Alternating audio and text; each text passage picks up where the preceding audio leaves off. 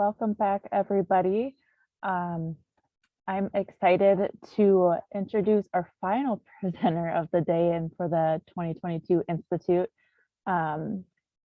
with our final session being tobacco use and other emerging trends in youth and young adults with mental health and substance use challenges. Our presenter for the session is Taslim Van Hedem. Taslim is the Senior Director of Practice Improvement and Consulting at the National Council for Mental Wellbeing.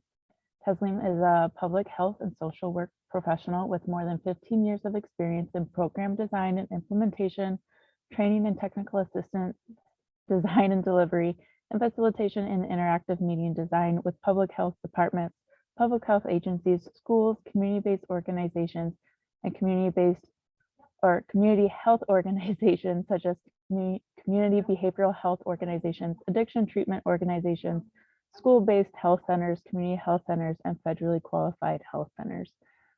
Please join me in welcoming Taslim.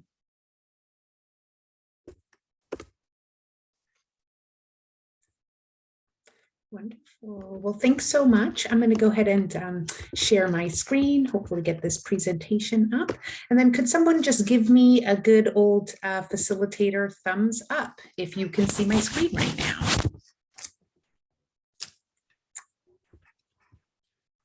Yeah. Can folks see it? I think we can see it. Wonderful. Well, thank you so much. And thanks so much for that wonderful introduction, as well as hello, greetings to everyone on the line today. Thank you so much for having me.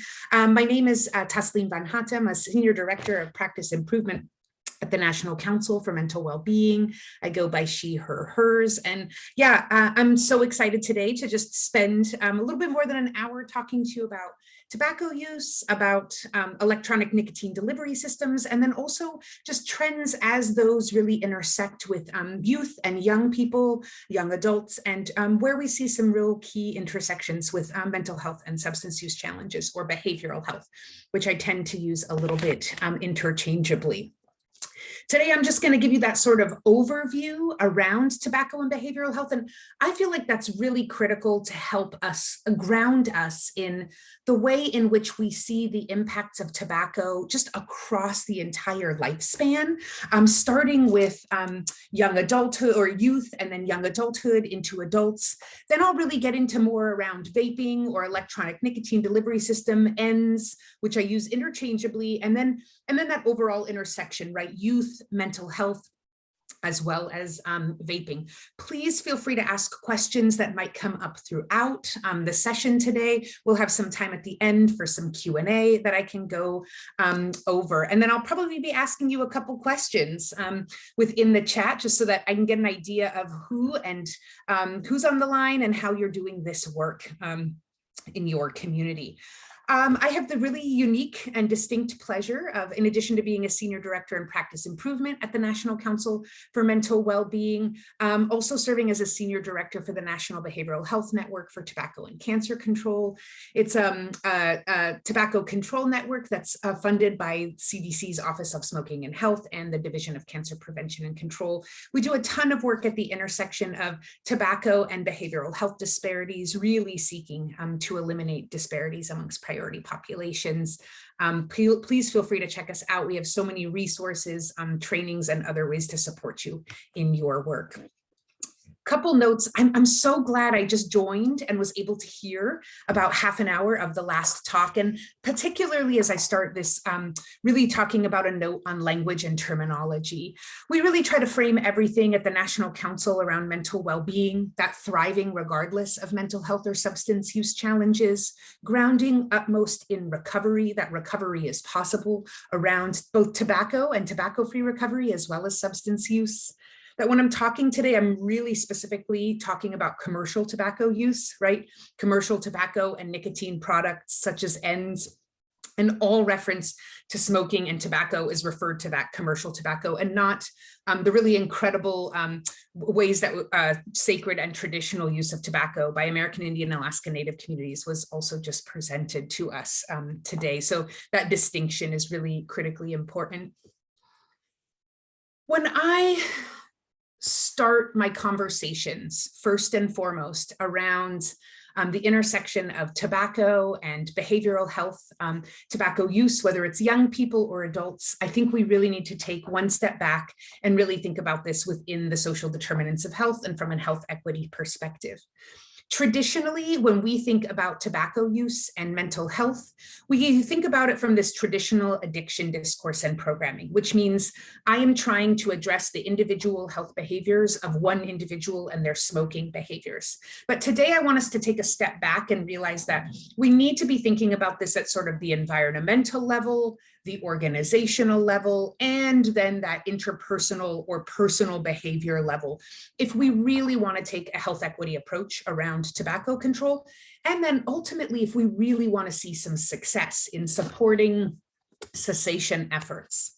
So I usually, based on that, really try to start grounding folks in what has caused the disparity around the intersection of tobacco and behavioral health. Now, a lot of what I'm going to talk about first for the first few minutes is really grounded in a lot of adult research. And then I'm going to take us on a journey to really extrapolate what that means for young people within the research. But we know that there's a really significant disparity around tobacco, mental health, and substance use. There's a couple reasons why that disparity exists. But we know that individuals with behavioral health conditions have been pretty significantly neglected in prevention efforts, as well as those environmental and clinical interventions. I oftentimes, on many of my lectures, and for any of you who might have seen me speak before, use the example of hospitals went tobacco-free the year I was born.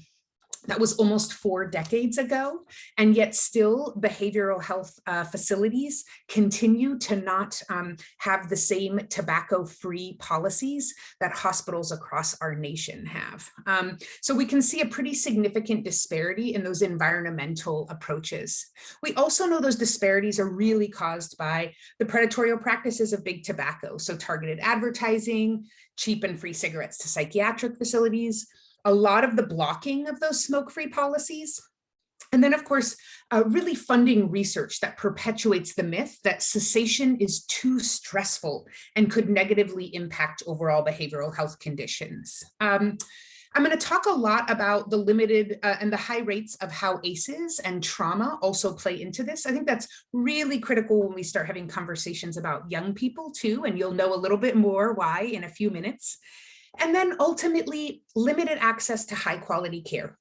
This is for everyone as it relates to behavioral health populations, whether adults or children. I know many of you are living in rural locations, so you are even more acutely aware of what limited access to high quality care can mean for both prevention as well as cessation efforts as it relates to delays in care, lower quality of care, and more. The example I always give to really help folks understand this is individuals with behavioral health conditions on average are screened for cancer 10 years later than their peers. And if any of us know how the stages of cancer work, it really is a 6-month stage. So the majority of folks are really at a place, when we talk about an average of a 10-year delay, we're really talking about just devastating outcomes around cancer for individuals with mental health and substance use. So, I think when we're starting to talk about this at the intersection of tobacco and vaping, of course, we know decades later, e-cigs and vaping companies are just still taking a page from big tobacco's playbook. So much of the advertising, the target advertising, and the predatory practices around advertising for young people, as well as other vulnerable populations, is really present. And I'll talk a little bit more about that, but it is history repeating itself as we start to think about the way in which, even as we're moving away from commercial combustible tobacco use or seeing those trending down, owing wonderfully, in many cases, to the incredible efforts of many of you on the phone over the last 30 years, we're still seeing this uptake in vaping. And a lot of that is from these tried and true marketing practices. So I want to talk a little bit about some of the reasons why folks start smoking, right? I talked a little bit about why those disparities exist, sort of environmentally and then organizationally, and then the targeted marketing, but then some of the reasons why individuals also start smoking. And this is only some. If you have a couple of other ideas, feel free to drop them in the chat or that you have learned within your work. But of course, like I said, that targeted and predatory marketing, high rates of ACEs and trauma, which really lead to increased risk of high-risk behavior taking. I'll talk a lot about that in a minute. We have limited access to prevention education, and that continues to be particularly in populations most impacted, have the least access to prevention education, and prevention education that's really targeted towards them. We have less environmental and interpersonal protections, which might also impact individuals' ability or individuals' initiation of tobacco use. That limited access to high quality care, meaning you're even when you start smoking, you're less likely to be provided with the resources to quit. The delays in care and the lower quality of care. And please, if you from any of your work can add a few things in here, make sure to just add them in for your colleagues to also see. So, I think it's really important to understand the impact of trauma within this. I'm going to actually poll you all right now, and I really welcome you to put this in the chat. It might be that the chat's silent, but how many of you are thinking about the impacts of trauma as it relates to tobacco use when you're thinking about prevention efforts? So I'm going to give the chat 1 minute. It's a poll. So again, how many of you, and I hope that there's at least one, but I'm open to nobody in here, but how many of you are thinking about or incorporating trauma-informed approaches into your tobacco prevention or cessation work?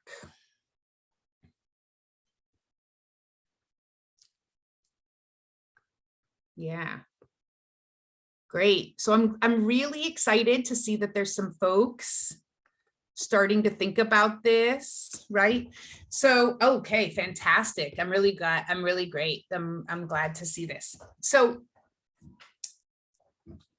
thinking about traditional tobacco control, for a long time, we have not thought about how to really intentionally start integrating a trauma-informed approach or a trauma-informed lens into our work.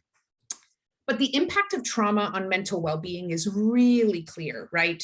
So we know that, more than 3/4 of adults with a history of trauma experience are in all psychiatric facilities. We know that the single most significant predictor that an individual will end up in the mental health system, whether an adult or a child, is a history of trauma. And we know that trauma is almost universal amongst people with lived experience of mental health and psychosocial difficulties across all communities. And it's pretty significant. We know that almost up to 90% of public health mental health clients, meaning those that are accessing services through Medicaid, have some sort of exposure to trauma history. So overall, why is that really important? And I want to start our conversation today as we're thinking about young people. So we're going to think about adults, but we're going to sort of backtrack as well. So the number one reason that I think it's critically important to understand the role of adverse childhood experiences or early childhood trauma exposure is that ACEs, or adverse childhood experiences, have a deep impact on smoking initiation, particularly for young people. So there's 4 associated things with adverse childhood experiences and tobacco use, and that is the age of initiation up to, so meaning ACEs impact the age of initiation to the year of 13 years old. They deeply impact the adult smoking rate. They really impact the duration, so the number of years within which over a lifespan someone does use tobacco, and then the amount of tobaccos that someone uses. So we know all 4 of those: early initiation by the age of 13, adult use rate, duration, and amount are deeply impacted by exposure to childhood trauma. You can see here that there's a really strong correlation between that early initiation of smoking prevalence as it relates to exposure. So as your ACEs score increases, so does your risk of early initiation. This is sort of a little bit also of the science of what the really incredible speaker, Marla Bolbear, was talking about on her call, and during her session, right, where I'm seeing a lot of youth even starting smoking at the age of 12, at 13, right, and seeing that some of that really early tobacco initiation is also critically linked to adverse childhood experiences or exposure to childhood trauma, and where that increases risk. Right. I also want to say, Marla, congratulations on quitting. I know that was such a huge accomplishment. And thank you for also your powerful stories of bringing ancestors home to your community. And thanks for sharing that with us and helping lead the way into a conversation on youth initiation for me here. Those are incredibly powerful. So the other reason why I think it's critically important to start thinking about ACEs is this impact around the comparisons or the prevalence of daily and non-daily smoking by adverse childhood experience study groups. So you can see here that if this slide around early initiation for young people didn't quite sell you, you can certainly see that here, the significant difference between daily smokers versus non-daily smokers as it relates to no ACEs score, a low ACEs score, and then of course this really high ACEs score and what that means. And then, you know, on the other side here, I've just sort of shown you a little bit of a personification of what that looks like so that you understand really how this disproportionate impact of risk around childhood trauma exposure or adverse childhood experiences, so I use them a little bit interchangeably, plays out. So how has this changed around the general population? Right, so if we know trauma and those, you know, environmental, organizational, interpersonal approaches really impact everyone.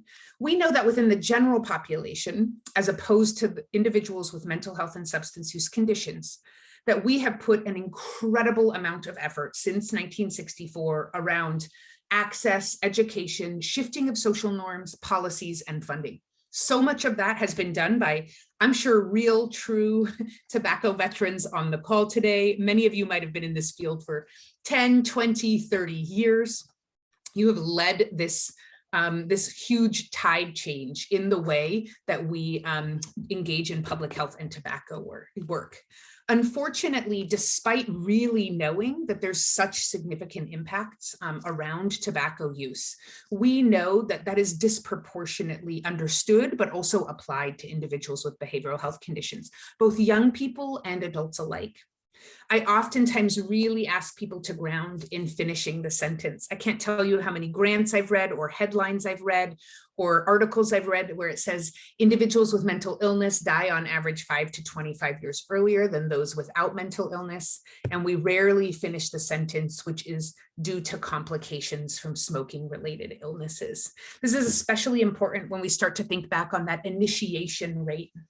Right, you're going to start, you potentially start smoking by the age of 13, and then duration amount and your adult smoking use rate is really impacted over time, really leading to individuals with mental illness. The leading cause of death is not actually their mental health diagnosis, which is a really significant thing to understand. It's actually complications due to smoking related illnesses. So thanks to much of the incredible efforts of many of you on the line, we know that the good news is overall cigarette smoking is trending down in the general population. We're going to talk a little bit about what that means for vaping as well as young people. But we do know, let's ground in good news, recovery is possible, and we know we're trending down. In adults, we know, however, that the disparity is still almost double around current smoking rates with a past year behavioral health condition. So you can see here, the general population is using tobacco, commercial combustible tobacco at about 14%. If you have a behavioral health condition, it's almost double that at 28%. This is individuals with just a mental illness, so about 15% in the general population, about 27% for individuals with a mental health condition who were using tobacco in the past year. And then this is, of course, even more heightened for individuals with a serious mental illness, so about 17% in the general population, almost double that in current smoking amongst adults with a serious mental illness. And then this is just the general, again, with mental illness. And then this is trends over time with a past year behavioral health condition. So really understanding what the difference is. So, oh, let me just make sure I'm not looping on these. Okay. And then this is the last one, which is this is that current smoking rate amongst adults with a past year substance use disorder. So that between 16% in the general population, 42% in adults. I don't want to focus too much more on adults, but I think that when we're starting to talk about youth and young people, we do have this sort of cross-sectional group between the ages of 19 and 24 that also sit within a lot of our adult data. And so I do think it's still really important to understand where we're talking about with adult data versus youth data. That's really, we're looking at 13 through 18 for some of our tobacco use rate data. So understanding the adults and what that looks like over the lifespan, and then sort of walking our way back into youth and prevention efforts. So many of you might not know this, but some of you might also know it's really important when thinking about the organizational level. And this is for all mental health treatment and substance use facilities, that we continue to see pretty significant disparities in the application of tobacco use screenings, cessation counseling, nicotine replacement therapy, non-cessation medications, so pharmacological support such as Chantix, varenicline, and then of course, we have now just hit 55% smoke-free building grounds, and about 36% for substance use treatment facilities across the United States. So you can see we've got still some really big gains to make at the intersection of tobacco and behavioral health to really help significantly reduce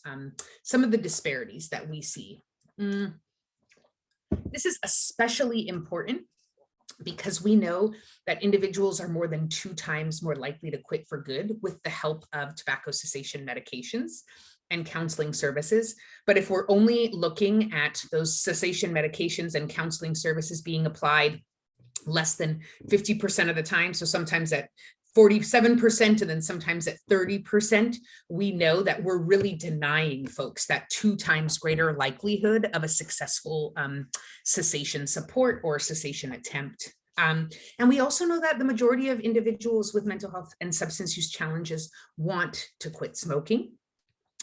And then what's really incredible, and I think one of the most important principles to ground in for adults and for young people, is that smoking cessation can enhance long-term recovery for persons with substance use challenges. For example, if someone quits smoking at the same time they quit drinking, they have a 25% greater chance of staying sober or substance-free.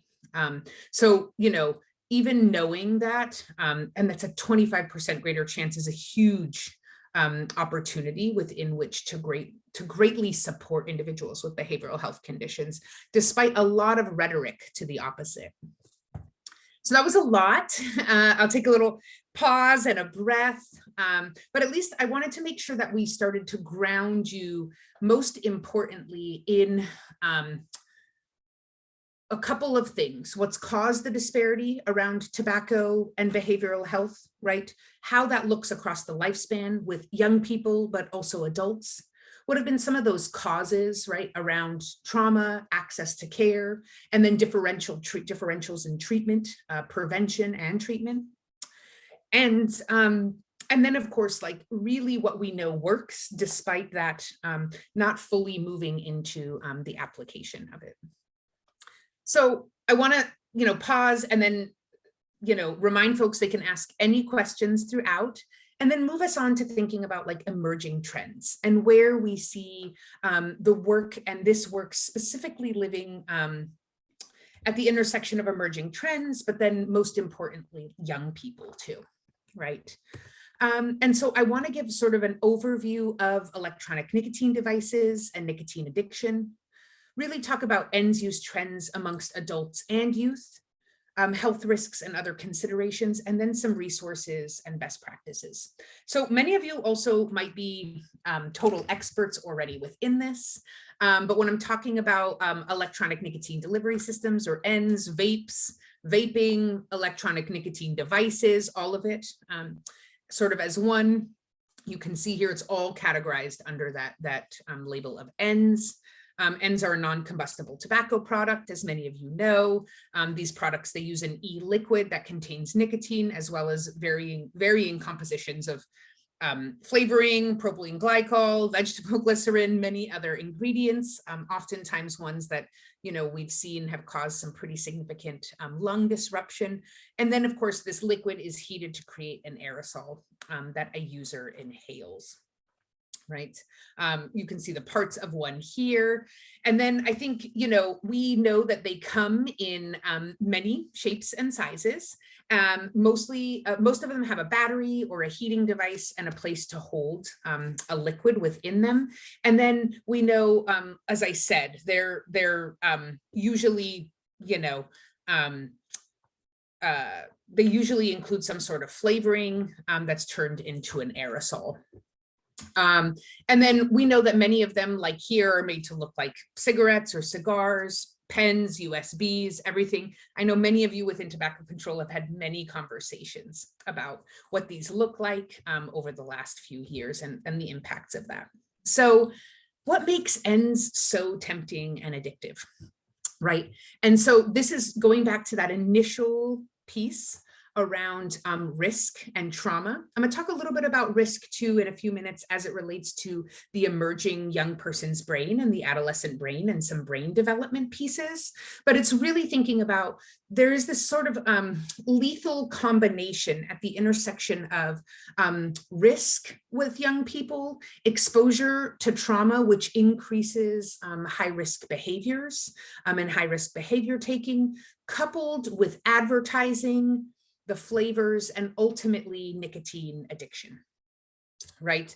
And so all of these things are what make ENDS so tempting, the first three, and then also the transition into nicotine addiction is what is so critical.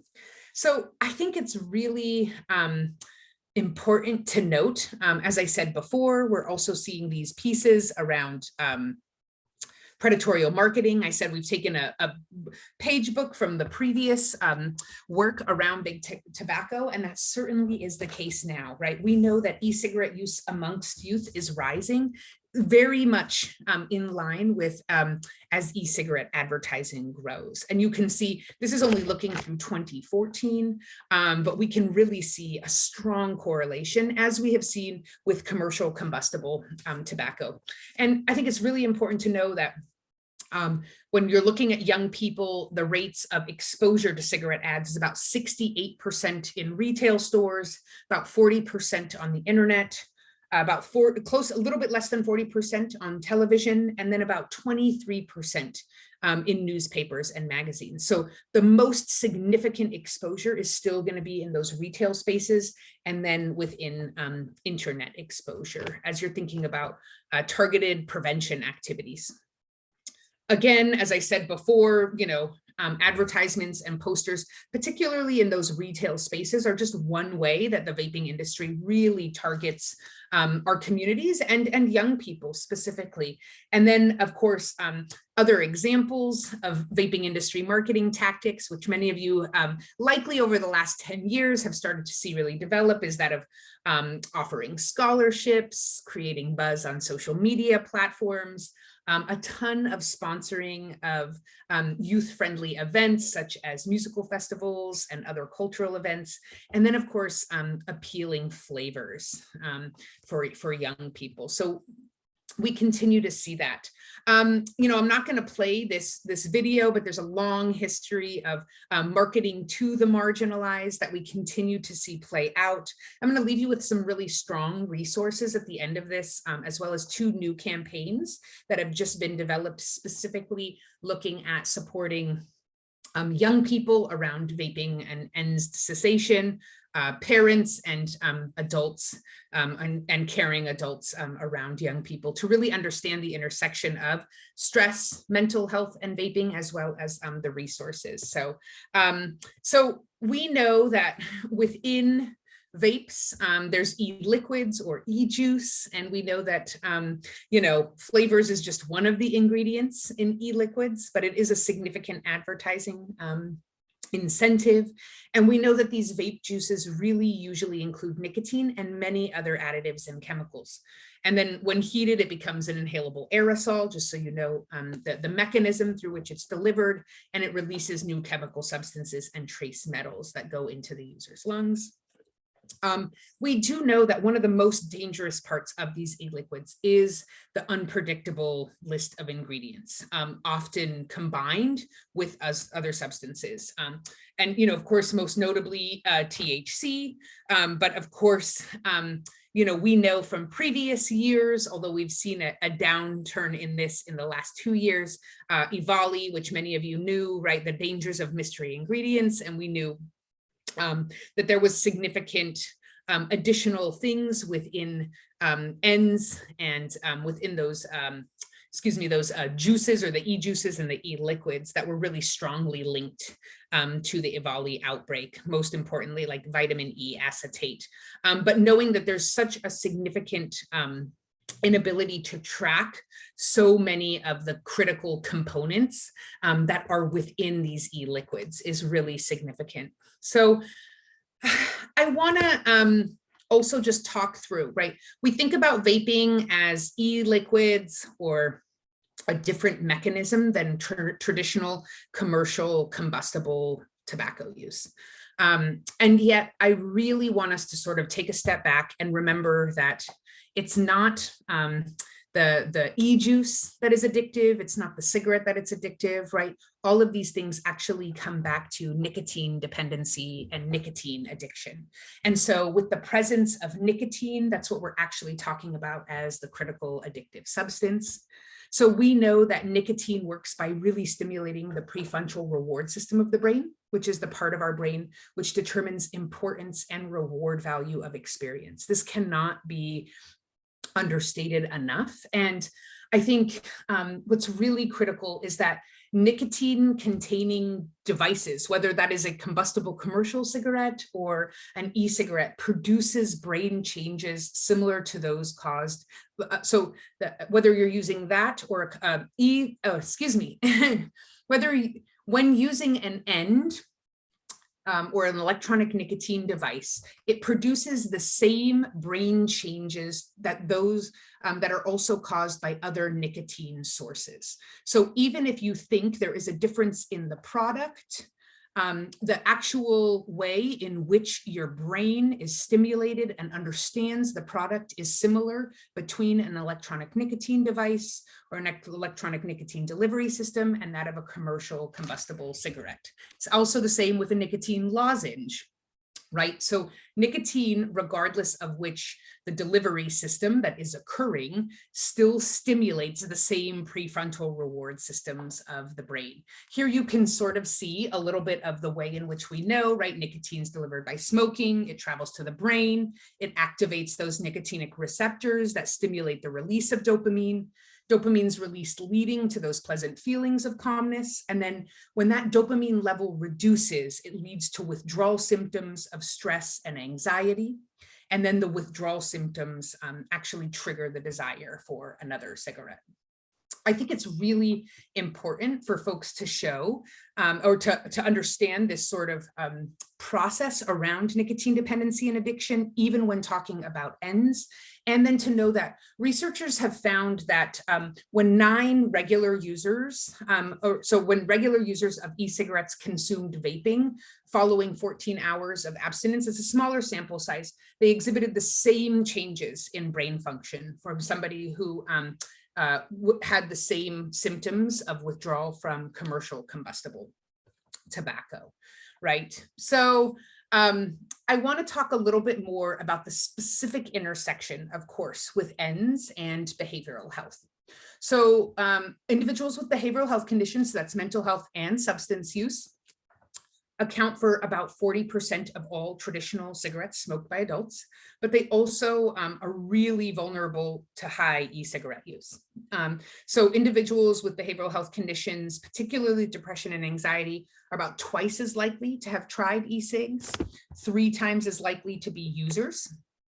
And then even if you're somebody who really wants to say, Taslim, let's talk about harm reduction. It is an important conversation around e-cigarettes and vaping. However, in our current context, what we know is that individuals with mental health conditions often combine e-cigarettes with commercial combustible cigarettes, which makes them a non-applicable harm reduction device.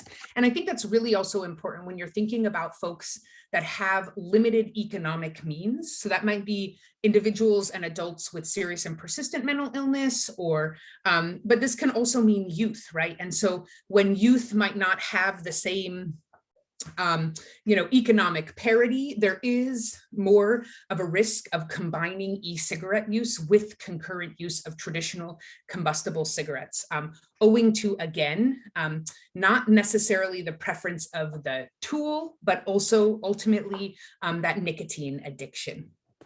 So we know just overall, individuals with mental health conditions are more likely to use ENDS, about 1.8 times as likely to use them in their lifetime, and then about 2.3 times more likely to have to currently use electronic nicotine delivery systems. And as many of you know, there's so much emerging research in this work, so we still have a long way to go with much of this. And a lot of emerging research specifically at the intersection of young people and electronic nicotine delivery systems. But we are trying to connect all the dots to have a larger, more robust picture. So this is e-cigarette use on the rise overall, right? This is adult use, adult ever use of e-cigarettes.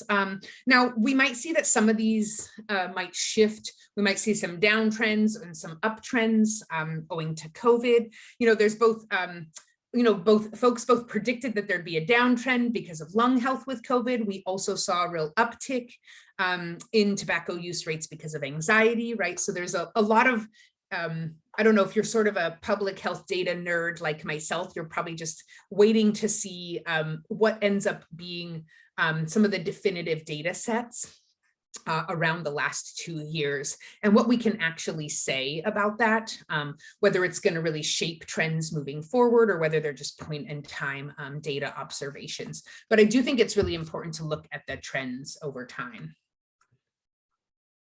Right.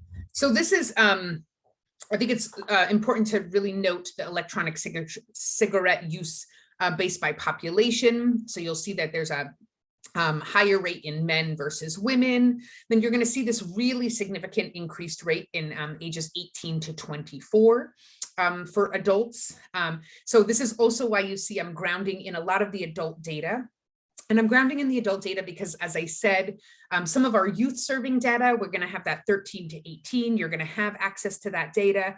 You're going to see it within YRBS data and other publicly available data. But then we know that the highest rate of electronic cigarette use in adult populations is still in that 18 to 24. So I can't just use youth data. I really have to say, let's talk about the adult data because it contains the rates of the highest users and youth data and sort of build a concurrent conversation around the two.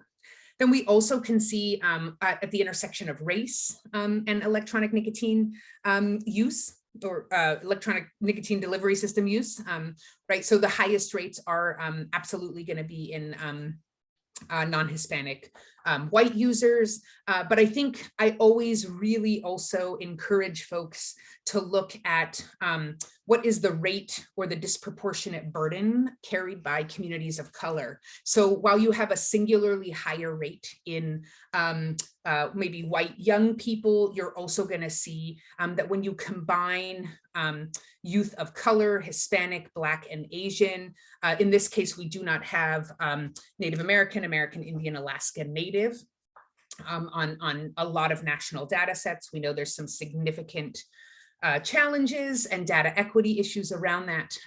But I think it's really important for many of you to think about where the disproportionate burden is versus just the highest rate use, particularly around predatory marketing and vulnerable populations. And then most significantly, really looking at economic parity and economic access. And we still continue to see much higher rates with folks with limited socioeconomic status, or folks that are have lower SES, as well as lower educational levels. So I show this because it's not just as simple as like, you know, white men in this specific age of a low income. I think it's really, it really behooves us to look at data with a very broad lens and say, what is the highest rates, and also where we see the most disproportionate burdens being carried.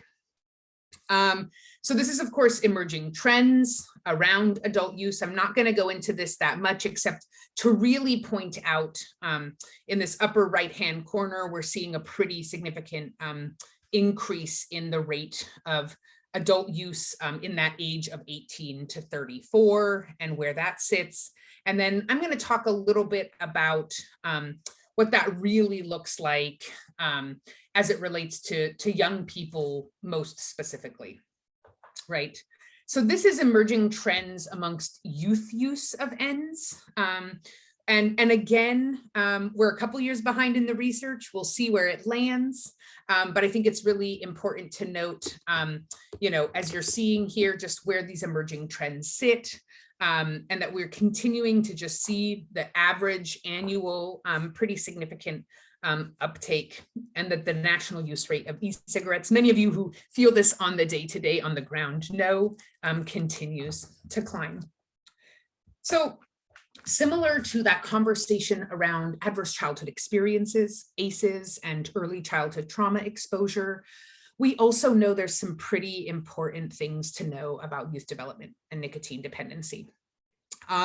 We're talking about this critical transition brain age when folks are potentially initiating tobacco use. And it's really important to understand that half of all lifetime mental illnesses start by mid-teens, and about 3/4 by mid-20s. Many of us think that mental illness starts much later in adulthood, but actually we know that, as it says here, right, almost half really start by the mid-teen years, and then 3/4 by mid-20s, like, you know, sort of as college is ending. So we know that that's where the disproportionate burden around the early onset of mental illness occurs. We know there's really significant relationships between youth who smoke, depression, anxiety, and stress, and then really looking at that at those ages, right, mid-teens and mid-20s. And we know that more than 80% of youth with a substance use disorder report concurrent commercial tobacco use, daily smoking, and many become highly dependent long-term commercial tobacco users.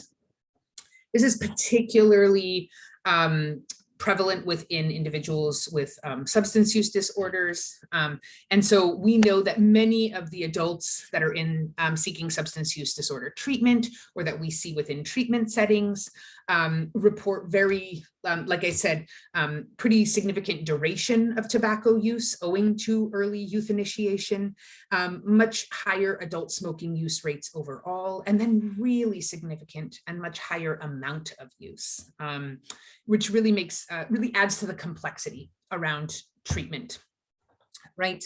So we also know that ENDS or vaping acts as an entry nicotine product that might lead to other nicotine products. And I'll talk a little bit more about that, but the research is showing that whether you are starting, that starting with electronic nicotine delivery systems still is an entry point into nicotine addiction and increases your rates of longer term risk around commercial combustible tobacco use rates. So even if we think commercial combustible cigarette use is decreasing in young people and the only thing we need to be worrying about is vaping, it's not true. We know that it literally is an entry point into later risk of commercial combustible cigarettes again, really seeking to and having the potential to undermine just incredible public health prevention efforts from the last 40, now 50 years in this work. Is it almost 60? Oof, it's been a long time since that 1964 first Surgeon General report. Right. We also know that nicotine exposure during adolescence has pretty significant harm on brain development, which, as many of you know, continues until about age 25. It can impact learning, memory, and attention, and it does increase the risk for future addiction to other substances, which I'll talk a little bit more about. We know that the research is still really emerging on the disparities in e-cigarette use and vaping in youth populations, but we do know that there is some limited research, and that has shown high school students with disabilities are more likely to use a variety of tobacco products compared with non-disabled peers, including e-cigs. So really looking at both youth vulnerability, and then, as I said, when we're talking about youth vulnerability, it's not just who has the highest rate, it's where we know the disproportionate risk and burden also exist, such as vape shops are more densely distributed and in closer proximity to public schools and school districts with higher proportions of Asian and Black student populations. If you remember, I said about 68% of exposure happens in retail spaces. And so then individuals and young people of color who are in closer proximity to those spaces are also going to be really increasingly exposed to negative marketing. So again, while they might not have the highest use rate, they have disproportionate, or the highest use, they have disproportionate burden. So really thinking about that within future prevention. This is, I think, really important to understand. And this is, will vaping lead to youth smoking cigarettes and seek to undermine so much of the incredible public health work that we've done for decades. And it is showing that e-cigarette use surges lead to the uptick in overall tobacco use rates. And again, so much of this is related to nicotine addiction versus being addicted to the actual product versus what is inside the product that is causing the addiction. And I try to be specific too, because on the one hand, we can say tobacco, but it really is a nicotine addiction. And so what that looks like within tobacco use disorder. So you can see here, there is an increase in e-cigarettes use leading to that uptake in overall tobacco use at about 27%, in high school students at about 7%, in middle school students who have used any tobacco product. So I want to talk a little bit, that was a lot. I know I've thrown a ton of information. Feel free to put any comments, any additions. Many of you might even be vaping and e-cigarette experts, youth prevention experts. Feel free to put any comments or questions in the chat for both myself as well as your colleagues. And then I want to sort of spend a little bit of time before we close talking about why this is also important around e-cigarettes and this other trend around concurrent and co-occurring substance use, and where we're seeing some pretty significant movements and trends, and how to be thinking about that within youth prevention activities, right? So, I think it's really, we talked a lot about the intersection of co-occurring traditional cigarette use, but I think it's really important to look at alcohol use. And about 20% of adults who reported heavy or binge drinking in the past month have ever tried an e-cigarette, compared to about 8% of adults with non-heavy or non-binge drinking. Again, this is adults, but let's think about this within the larger data set of also including individuals between that 19 to 24 age range, thinking about heavy or binge drinking during those ranges. We also know with marijuana use that about 25% of adults who have smoked marijuana in the past year have tried e-cigarettes, compared to about 6% who have not smoked marijuana in the past year. And then we see a really big increase, which is about 73% of individuals in treatment for opioid dependence have tried e-cigarettes, with 34% using e-cigarettes in the past month. And that is actually one of the strongest concurrent or co-occurring substance use rates that we see between opioids and opioid dependence and e-cigarette use or overall nicotine use. So when we're thinking about COVID-19 and youth vaping, we still have a lot of research, I'm sure, to be published, to look at, to incorporate into our work and science.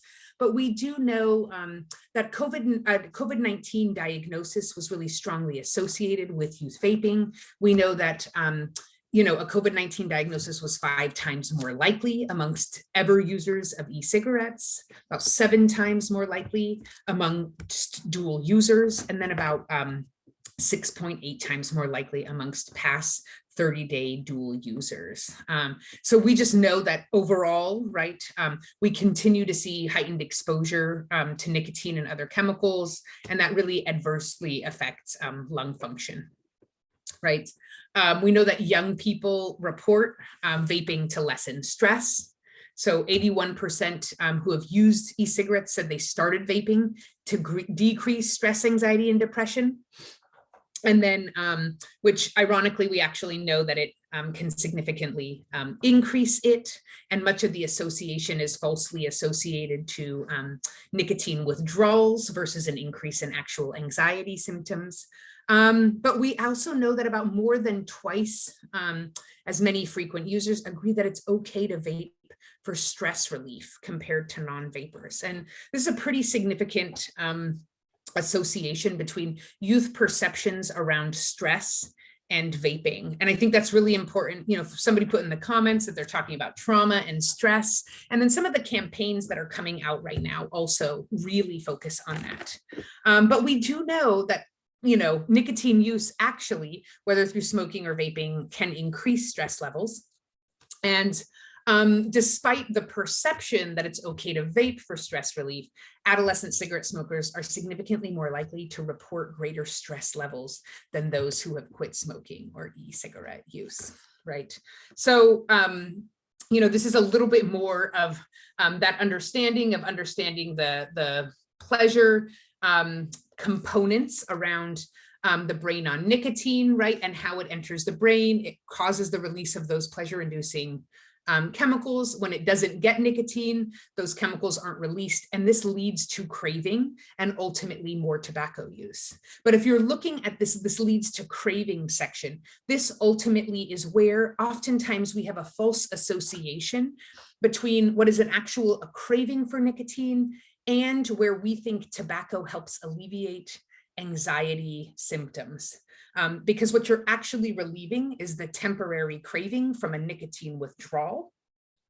And what you're actually feeling is not necessarily anxiety that is induced by a diagnosis, but it's actually the anxiety from nicotine withdrawal that you are seeking to fulfill. So there's a really strong false association, but of course, smokers can experience irritability and anxiety and depression when they haven't smoked for a while. And again, it creates that perception that smoking has psychological benefits, particularly around anxiety reduction, that are actually falsely associated with essentially giving into that craving temporarily, right? So I think that's a good moment to also sort of start thinking about where are some of the ways we can provide ample resources to individuals like you, your communities, young people. So Truth Initiative actually just launched, I believe on the 12th, so less than 2 weeks ago, hot off the presses, an incredible new campaign called A Breath of Stress Air. Now you know why they really grounded that in stress and adolescent and young people's perceptions of stress alleviation through vaping, but really looking at youth vaping as a mental health issue. It's a youth prevention and education multi-platform campaign. It expands on their previous campaigns around It's Messing with Our Head, which really looks at nicotine exposure as a contributor to worsening youth mental health symptoms. And I think that what's incredible is that this new campaign, if you go on to Truth's website, has a ton of new resources that you, as well as your partners, schools, young people, parents can access, that really helps folks understand and combat the narrative that vaping is a stress reliever and can be used for that, which is really important to start thinking about that when we're thinking about youth prevention, if youth have that impression. And it also really, seeks to make that connection between vaping and stress, and then resources to quit as it really relates to addressing mental health conditions and issues. So I'd really encourage you to check that out as a new resource. They're going to have just an incredible amount of resources that come out in the next year or two. We're really excited to be able to partner and support some of this work, particularly as it relates to supporting public health folks as well as providers in helping young people start to understand this connection. It's also worth noting that they have the larger This Is Quitting campaign. We know that text messaging is one of the best ways to reach and communicate with youth and young people. It's a free and anonymous text messaging program. I don't know if any of you are using or referring for this, but if so, please feel to drop in the chat that you are using this. And if not, it is another free intervention to really be pushing out. It has helped about 400,000 young people quit. And it's really tailored based on age and product use and those text-based services. So we're seeing a lot of success within that.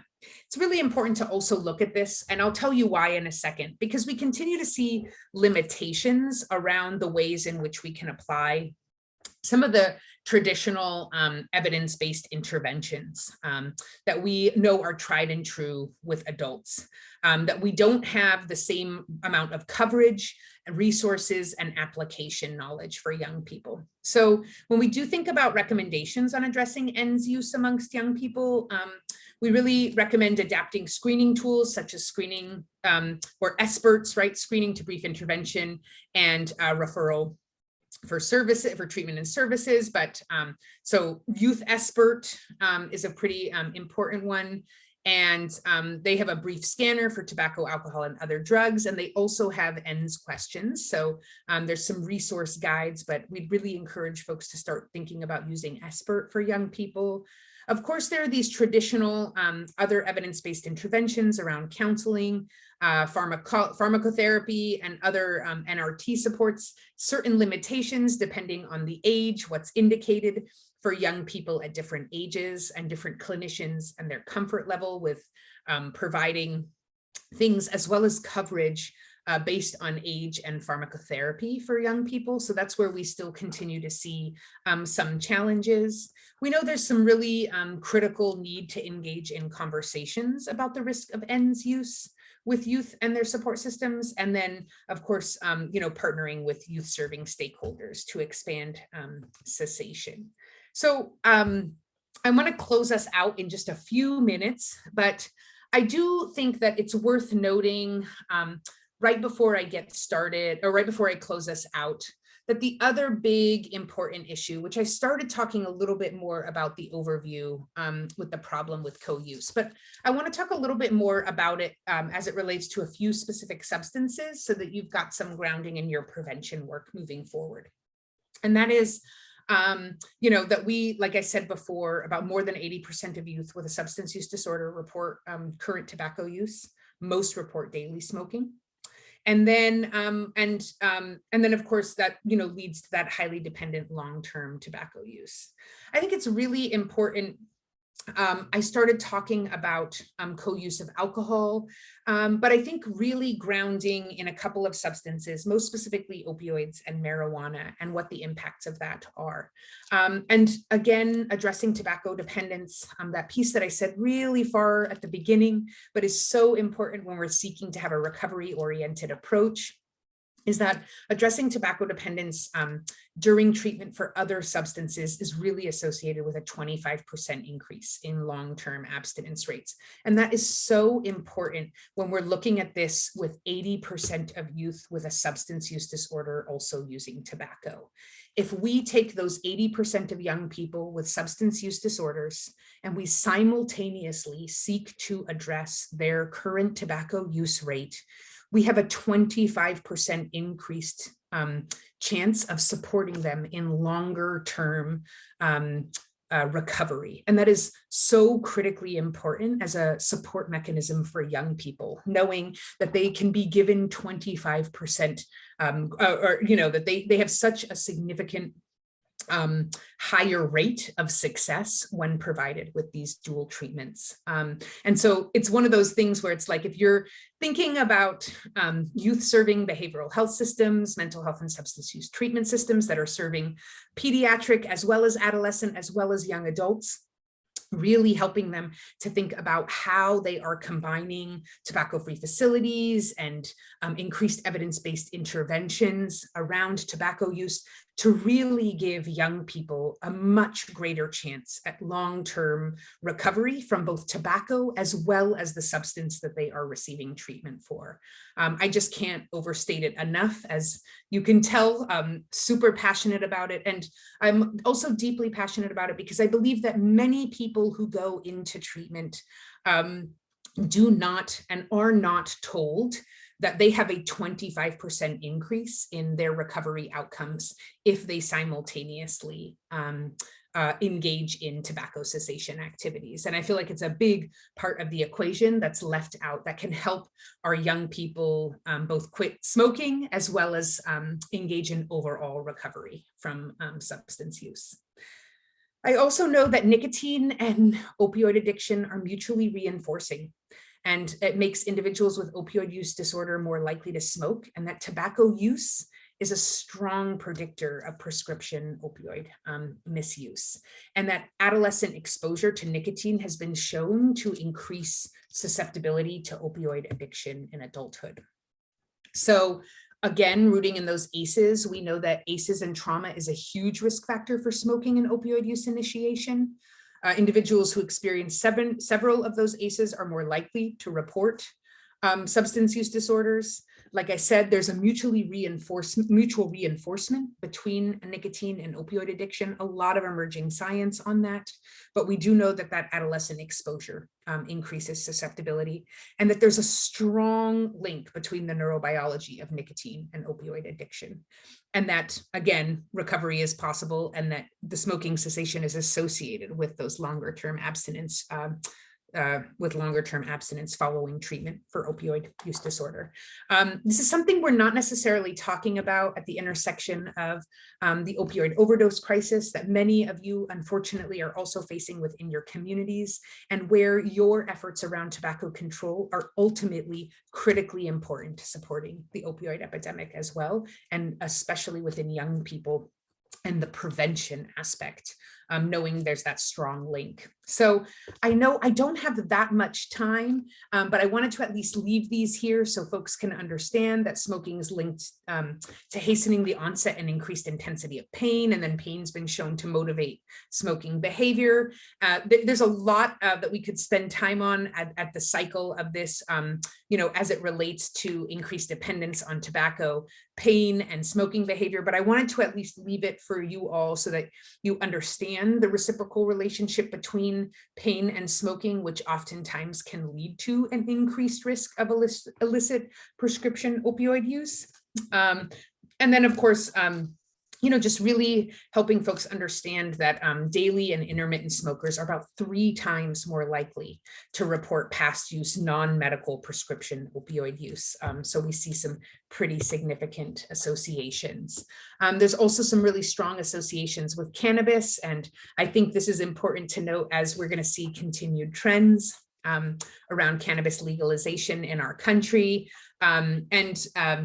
Regardless of where folks end up sitting within that, with the social implications being pro or con, I think it's really important to understand with young people just what that means around co-use, really significant co-use, and more severe psychosocial consequences compared to single drug use. But there's some real associations between dependence, withdrawal, and high rates of relapse amongst chronic tobacco and cannabis users. And then particularly at the intersection of vaping, right? And we know that there's an increase in production of new generation vapes that contain the liquids that have the chemicals for cannabis within them. We've got some incredible treatment modalities that I'm not going to go into, but of course we know that co-treatment of cannabis and opioid misuse with tobacco cessation is possible. Again, it can lead to that really incredible outcome around greater recovery results. And then just my takeaways, which is that we know that individuals with mental health and substance use, including young people, have disproportionately higher rates of tobacco use.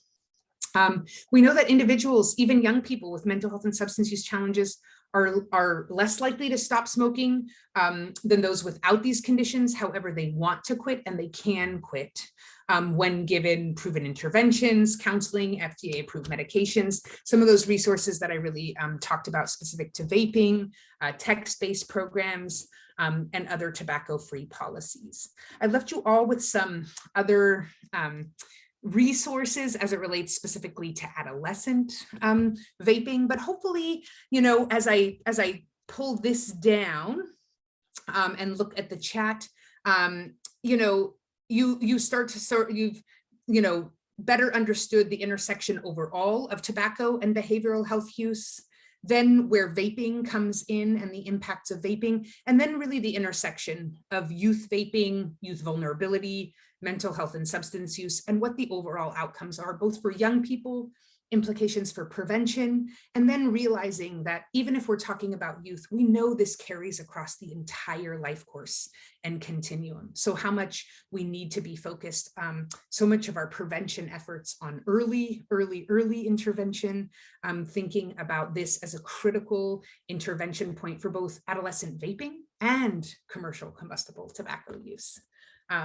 So thank you so much. And I'm going to go ahead and stop sharing and see if there's any questions that are in the chat.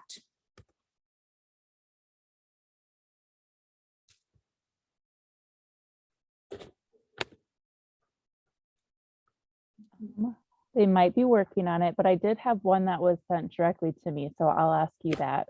Do you have any talking points or tips when talking to counselors? Because they seem, when talking with coalitions, they struggle to, figure out how to begin that conversation with providers. Yeah, okay, so that's a great question. We've got some great resources specifically on how to talk to different provider types or stakeholders in general around the intersection of youth and behavioral health. So I would absolutely encourage you to check out, and I'll put it in here, our website, and you can email us directly or myself directly. And I can send you some of those sort of FAQs and other documents that we tend to hand out to people that they can customize for whoever they're working with. And then interestingly enough, I actually think as it relates to the youth vaping one, I know that new Truth Initiative campaign that I just talked about, I mean, it just came out like I said, on March 12th. And they have some really great new resources. And then they're putting together a number of different resource lists for different provider types, whether it's schools or coalitions, parents, etc. So I would check their Breath of Stress Air campaign, and then you can really see if they have some stuff that's really targeted towards counselors or youth serving providers, specifically at the intersection of youth vaping. Right. And I can see some folks really talking about this in the chat, right? That intersection of vaping and stress is so, it's really heightened for young people. We hear young people talking about it a lot. I think it's only further amplified by the stress of the last 2 years. And I think it's also really important to think about the use of the word stress for the worried well, and how we might not say we have a mental health challenge or a mental health diagnosis, but we're stressed out. And so where the intersection of that is, I think it's really important to start addressing the vaping and stress conversation and perceptions with young people. It's why I'm so excited about that new campaign and just the association, really trying to seek to address and correct the misinformation that young people have that vaping can alleviate stress.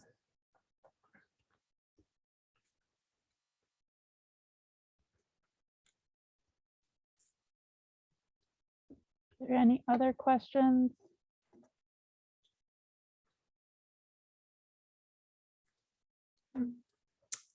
Well, I'm just so thankful to be able to talk to you all today, particularly, at the intersection of tobacco and behavioral health and vaping in young people. Please feel free to reach out if you need any other resources or information. And also just thank you so much for all the incredible work that you do each and every day at the intersection of these topics. Thank you so much, Taslim. It was such great information. I think everyone is just processing, and I will include the link that you put in the chat in our follow-up email so it's easy for them to follow up with you. So thank you so much. Great, thank you. Have a great day. Okay, so that was our last session. If everyone could stick with me just a little bit longer while we wrap up, I have a few housekeeping things. But before I start that, I just wanted to say thank you to all of our wonderful presenters. Before you go, I have a few, like I said, I have a few other housekeeping. One, if you weren't aware, our community school partnership grant is open until this Friday. We were doing prizes, and if you won, we will be in touch with you individually to confirm your address and where to mail your prize. Session recordings will be available soon, so I will send out an email when that is all up and ready to go. If you need a certificate of attendance and you did not mark it in your registration, just email me and we will make sure to get that to you. Also, if you are looking for substitute reimbursement, there is a link in your participant guide on the last page for how to go about requesting that. And then I will be sending out a follow-up email with just all the resources that we have in addition to what was provided to you already, and anything else that could need to be in there. Plus, we will be sending out an evaluation survey. So please, I believe they're going to put in the chat as well. Please take time to do this. It is really important and it gives us some really great feedback as we plan this event every year. And last but not least, I just wanted to say thank you to all of you for attending, to our presenters for giving us their time and wonderful information. Thank you to the South Dakota Tobacco Control Program team, everything that they've done to help plan this. And thank you to the Emory Centers for Public Health Training and Technical Assistance team. They have been super supportive and wonderful. They've been the ones that have been running the slides and helping with any technical issues. And I just am so thankful for their help. So with that, we will close out year 2022 and be in contact with any follow-up. And hopefully next year we'll be able to see you in person. So have a good rest of the day, everybody.